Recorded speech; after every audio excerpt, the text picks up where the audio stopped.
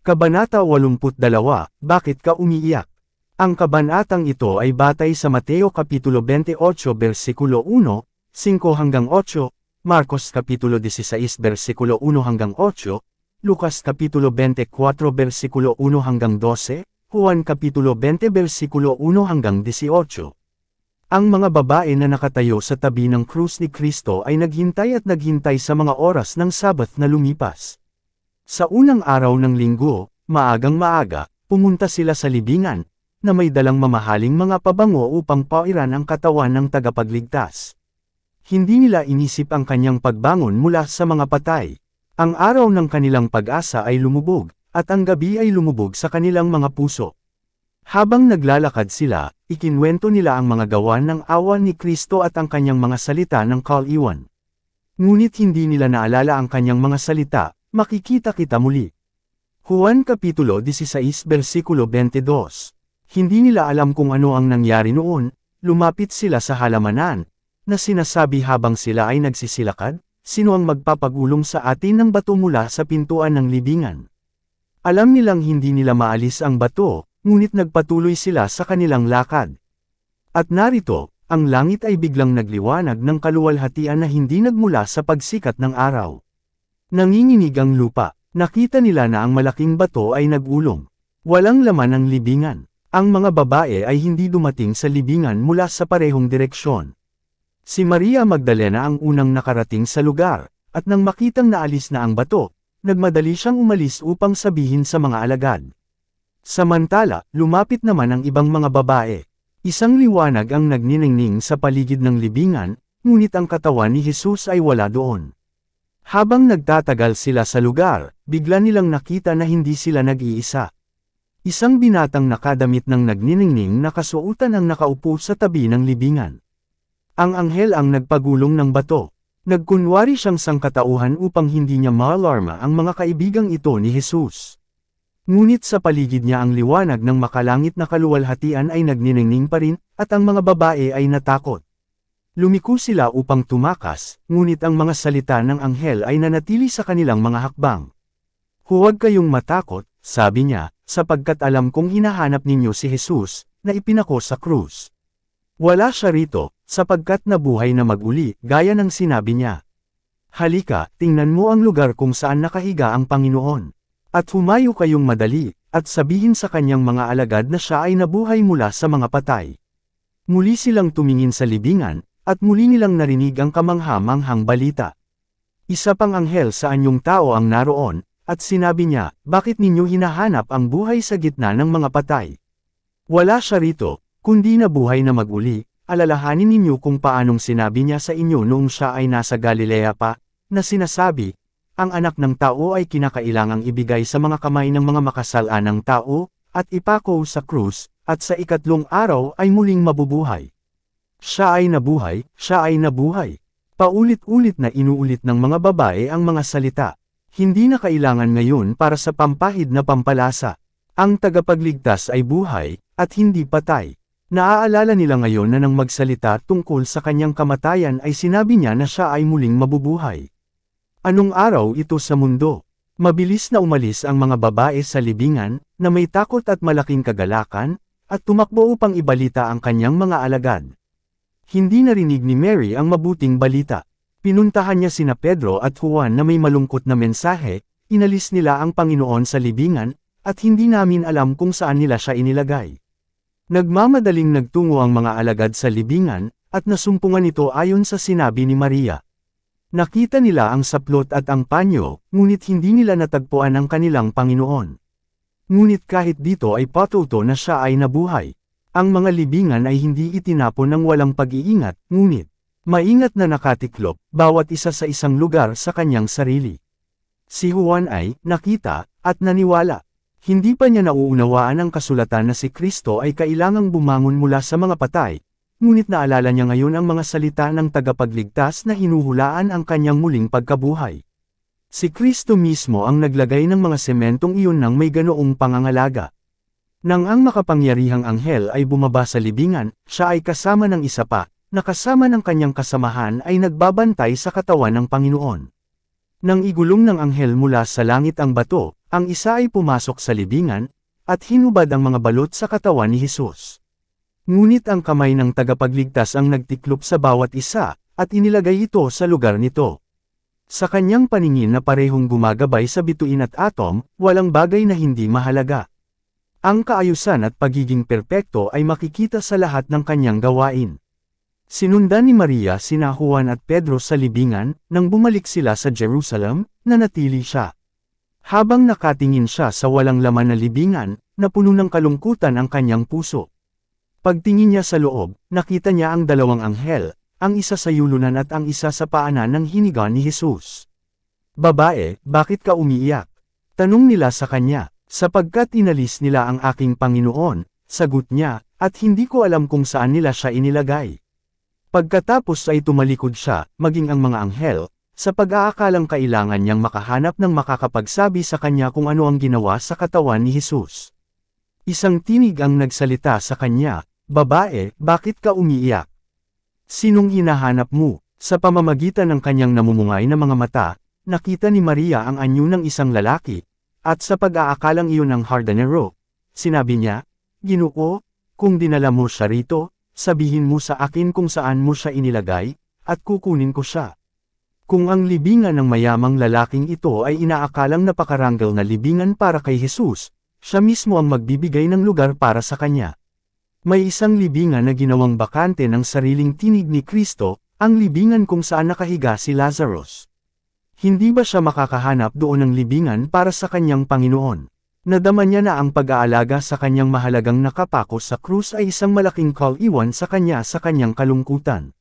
Ngunit ngayon sa kanyang sariling pamilyar na boses ay sinabi ni Jesus sa kanya, "Maria."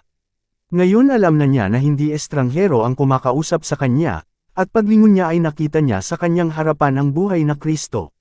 Sa kanyang kagalakan nakalimutan niya na siya ay ipinako sa krus. Lumalapit sa kanya, na parang yayakapin ang kanyang mga paa, sinabi niya, "Rabboni."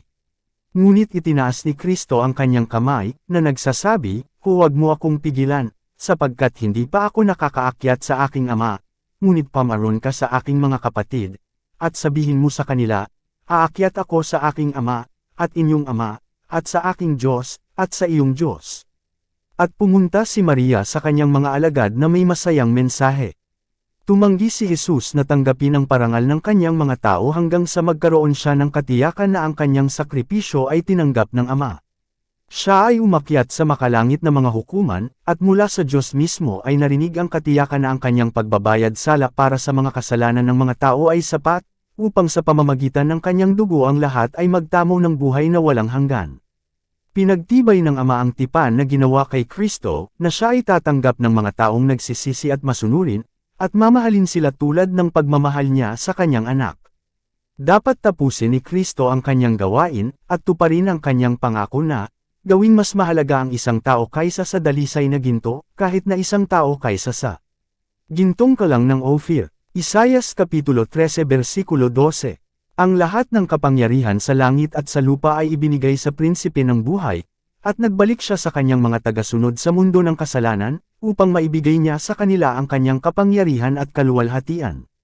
Habang ang tagapagligtas ay nasa harapan ng Diyos, tumatanggap ng mga regalo para sa kanyang simbahan, inisip ng mga disipulo ang kanyang walang laman na libingan, at nagdalamhati at umiyak. Ang araw na isang araw ng pagsasaya sa buong langit ay para sa mga alagad ay isang araw ng kawalan ng katiyakan, kaguluhan, at kaguluhan. Ang kanilang kawalan ng paniniwala sa patuto ng mga babae ay nagbibigay ng katibayan kung gaano kababa ang kanilang pananampalataya. Ang balita ng pagkabuhay na mag-uli ni Kristo ay ibang-iba sa kanilang inaasahan na hindi sila makapaniwala. It was too good to be true, naisip nila. Narinig na nila ang napakaraming doktrina at ang tinatawag na siyentipikong mga teorya ng mga seduso anupat malabo ang impresyon sa kanilang isipan tungkol sa pagkabuhay muli. Halos hindi nila alam kung ano ang ibig sabihin ng pagkabuhay muli mula sa mga patay. Hindi nila nagawang tanggapin ang dakilang paksa.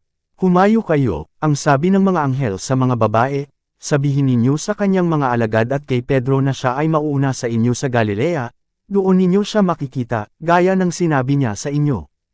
Ang mga anghel na ito ay kasama ni Kristo bilang mga anghel na tagapag-alaga sa buong buhay niya sa lupa. Nasaksihan nila ang kanyang pagsubok at pagpapako sa krus. Narinig nila ang kanyang mga salita sa kanyang mga disipulo. Ito ay ipinakita sa pamamagitan ng kanilang mensahe sa mga alagad, at dapat sana ay nakumbinsi sila sa katotohanan nito. Ang gayong mga salita ay maaaring nanggaling lamang sa mga sugo ng kanilang nabuhay na mag-uli na Panginoon. Sabihin mo sa kanyang mga alagad at kay Pedro, sabi ng mga anghel. Mula nang mamatay si Kristo, si Pedro ay napayuko sa pagsisisi. Ang kanyang kaiyahiyang pagtanggi sa Panginoon, at ang tingin ng tagapagligtas ng pag-ibig at dalamhati, ay laging nasa harapan niya. Sa lahat ng mga alagad na pinakamapait na dinanas niya, sa kanya ang katiyakan ay ibinigay na ang kanyang pagsisisi ay tinatanggap at ang kanyang kasalanan ay pinatawad. Binanggit siya sa pangalan. Sabihin ninyo sa kanyang mga alagad at kay Pedro na siya ay mauuna sa inyo sa Galilea, doon ninyo siya makikita. Iniwan ng lahat ng mga disipulo si Jesus, at ang tawag na muling salubungin siya ay kasama silang lahat. Hindi niya pinalayas ang mga ito. Nang sabihin sa kanila ni Maria Magdalena na nakita niya ang Panginoon, inulit niya ang tawag sa pulong sa Galilea. At sa ikatlong pagkakataon ay ipinadala sa kanila ang mensahe. Pagkatapos niyang umakyat sa Ama, nagpakita si Jesus sa iba pang mga babae, na nagsasabi, mabuhay ang lahat. At sila'y lumapit at hinawakan siya sa mga paa, at siya'y sinamba. Nang magkagayoy sinabi sa kanila ni Jesus, huwag kayong matakot, pumunta kayo sa aking mga kapatid na magsiparon sila sa Galilea, at doon nila ako makikita. Ang unang gawain ni Kristo sa lupa pagkatapos ng kanyang pagkabuhay na mag-uli ay upang kumbonsihin ang kanyang mga disipulo ng kanyang hindi nababawasan na pag-ibig at magiliw na paggalang sa kanila. Upang bigyan sila ng katibayan na siya ang kanilang buhay na tagapagligtas, na kanyang binali ang mga gapos ng libingan, at hindi na mahawakan ng kaaway na kamatayan, upang ihayag na siya ay may parehong puso ng pag-ibig gaya noong siya ay kasama nila bilang kanilang minamahal na guro, siya ay nagpakita sa kanila ng paulit-ulit. Hihilahin pa rin niya ang mga bigkis ng pag-ibig sa kanilang paligid. Humayo ka at sabihin sa aking mga kapatid, sinabi niya, na sinasalubong nila ako sa Galilea. Nang marinig nila ang paghirang na ito, na tiyak na ibinigay, nagsimulang isipin ng mga alagad ang mga salita ni Kristo sa kanila na hinuhulaan ang kanyang muling pagkabuhay. Ngunit hanggang ngayon ay hindi sila nagagalak. Hindi nila maitapon ang kanilang pagdududa at pagkalito. Kahit na, sinabi ng mga babae na nakita nila ang Panginoon, hindi naniwala ang mga alagad. Akala nila nasa ilalim sila ng isang ilusyon. Ang gulo ay tila nagsisiksikan sa gulo. Sa ika-6 na araw ng linggo ay nakita nilang namatay ang kanilang guro. Sa unang araw ng susunod na linggo ay natagpuan nila ang kanilang sarili na pinagkaaitan ng kanyang katawan, at sila ay inakusahan na ninakaw ito para sa kapakanan ng panlinlang sa mga tao. Nawalan sila ng pag-asa na itama ang mga maling impresyon na lumalaban sa kanila. Natakot sila sa puot ng mga pari at sa galit ng mga tao. Nananabik sila sa presensya ni Jesus, na tumulong sa kanila sa bawat kaguluhan. Madalas nilang inuulit ang mga salitang, kami ay nagtiwala na siya ang dapat na tumubos sa Israel. Nag-iisa at may sakit sa puso na naaala nila ang kanyang mga salita, kung gagawin nila ang mga bagay na ito sa luntiang puno, ano ang gagawin sa tuyo? Lucas Kapitulo 24 versikulo 21, 23-31. Nagpulong sila sa silid sa itaas, at isinara at ikinabot ang mga pinto, alam nilang ang kapalaran ng kanilang minamahal na guro ay maaaring maging kanila anumang oras. At sa lahat ng oras ay maaaring sila ay nagagalak sa kaalaman ng isang muling nabuhay na tagapagligtas. Sa hardin, si Maria ay nakatayong umiiyak, nang si Jesus ay malapit sa kanya. Ang kanyang mga mata ay nabulag ng mga luha na hindi niya siya nakilala. At ang mga puso ng mga disipulo ay puno ng kalungkutan na hindi nila pinaniwalaan ang mensahe ng mga anghel o ang mga salita ni Kristo mismo. Ilan pa rin ang gumagawa ng ginawa ng mga alagad na ito. Ilan ang umaalingaw sa kawalang pag-asa ni Maria, kinuha nila ang Panginoon, at hindi namin alam kung saan nila siya inilagay. Sa ilan ang maaaring sabihin ng mga salita ng tagapagligtas, bakit ka umiiyak? Sinong hinahanap mo? Siya ay malapit sa tabi nila, ngunit hindi siya nakikilala ng kanilang mga mata na nabulag sa luha. Siya ay nagsasalita sa kanila, ngunit hindi nila naiintindihan. O na ang nakayukong ulo ay may taas, na ang mga mata ay mabuksan upang makita siya, na ang mga tainga ay makarinig sa kanyang tinig. Humayo kayo kaagad, at sabihin sa kanyang mga alagad na siya ay muling nabuhay. Sabihin sa kanila na huwag tumingin sa bagong libingan ni Jose, na sarado ng isang malaking bato, at natatakan ng selyong Romano. Wala si Kristo. Huwag tumingin sa walang laman na libingan. Huwag magluksa gaya ng mga walang pag-asa at walang magawa. Si Jesus ay buhay, at dahil siya ay buhay, tayo ay mabubuhay din. Mula sa mga pusong nagpapasalamat, mula sa mga labi na dinampi ng banal na apoy, hayaang tumunog ang masayang awit, si Kristo ay nabuhay. Siya ay nabubuhay upang mamagitan para sa atin. Hawakan ang pag-asang ito, at hahawakan nito ang kaluluwa tulad ng isang sigurado, sinubukang angkla. Manampalataya ka, at makikita mo ang kaluwalhatian ng Diyos. Dito nagtatapos ang Kabanata 82. Para updated ka sa susunod na kabanata, ay huwag kalimutang mag-subscribe, mag-follow at mag-share sa ating channel Renilab TV. Maraming salamat po.